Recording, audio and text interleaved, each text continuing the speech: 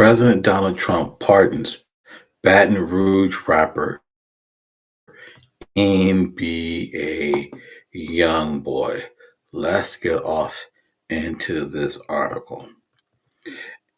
NBA Youngboy, a Baton Rouge-based rapper famous for chart-topping hits like "Outside Today," is officially free of federal custody after President Donald Trump granted him clemency Wednesday, according to the rapper's social media account and multiple news websites. Trump's decision was part of a batch of pardons that also included reality TV stars Todd and Julie Chrisley and former GOP Congressman Michael Grimm. The president also commuted the federal prison sentence of Chicago drug kingpin Larry Hoover, according to Chicago media. I want to thank President Trump for granting me a pardon and giving me the opportunity to keep building as a man, as a father, and as an artist, Young Boy wrote in a statement posted to social media. I'm grateful, I'm focused, I'm ready, he added. Young Boy, whose legal name is Contrell Golden, has seen his career repeatedly collide with the legal system. In 2017, Louisiana District Judge put him on probation for 3 years after he pleaded guilty to aggravated assault with a firearm in connection with a 2016 non-fatal drive-by on a Kentucky street in Baton Rouge. Then in 2020, he was arrested on federal gun possession charges while filming a music video about Baton Rouge. Golden, who was prohibited from possessing firearms as a felon, has been in and out of jail and house arrest ever since. Now, I'm not going to go into his legal troubles. That's what this article is going to get into. So I'm not going to go into that. But I like NBA Youngboy, very talented. I think he would be bigger if he can stay focused and stay out of trouble. I mean, you so you guys get in my comment section and you guys let me know what you think about that. Now, we're going to talk about who else did Donald Trump help this week. Larry Hoover. Larry Hoover. Okay, so we're going to get into the article. And I want you guys to let me know what you think about what Donald Trump is doing. Do you think it's good? Do you think it's bad? Do you think it's a publicity stunt? You guys let me know what you think. Hold on. I'll pull this article up. I'm having a little bit of technical difficulties. Please bear with me. I know a lot of people are going to be talking about this, and I already seen the bloggers posting videos of how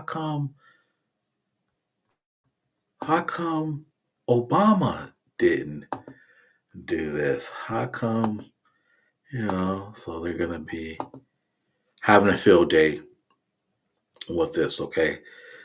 Let's get off into it.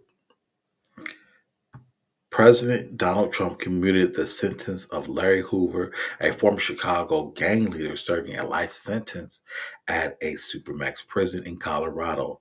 The commutation the commutation first reported.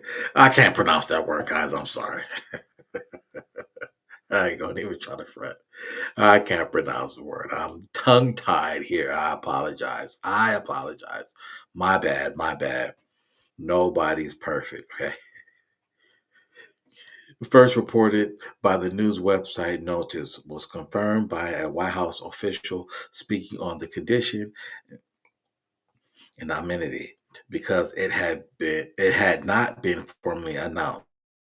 Hoover was in prison in connection with a murder in 1973 and was convicted of running a criminal enterprise in 1998. He later renounced his criminal past, petitioned for a reduced sentence. Attorneys with Bone Gene Law Group provided the following statement on Hoover's behalf, writing and in part that Mr. Hoover, who is now 75 years old, spent nearly 30 years in solitary confinement at 80X Florence, the most restrictive,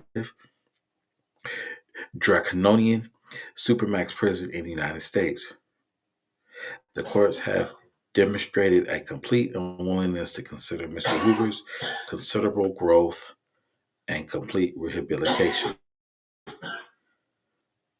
Ron Safer was the lead prosecutor in Hoover's federal case. He says from behind bars, Hoover led a 30,000 members across 28 states selling $100 million in drugs every year in Illinois alone. There are crimes that are so heinous that they are not entitled to mercy, and his are among those, Safer said. The last year that Larry Hoover was in control of the gang before the federal prosecution, there were over 930 murders in the city of Chicago, and the gangster's disciples were responsible for more than half of those. The scope of their control over the streets of the city of Chicago, over the Illinois Department of Corrections, and the breadth of the criminal enterprise is really mind-boggling.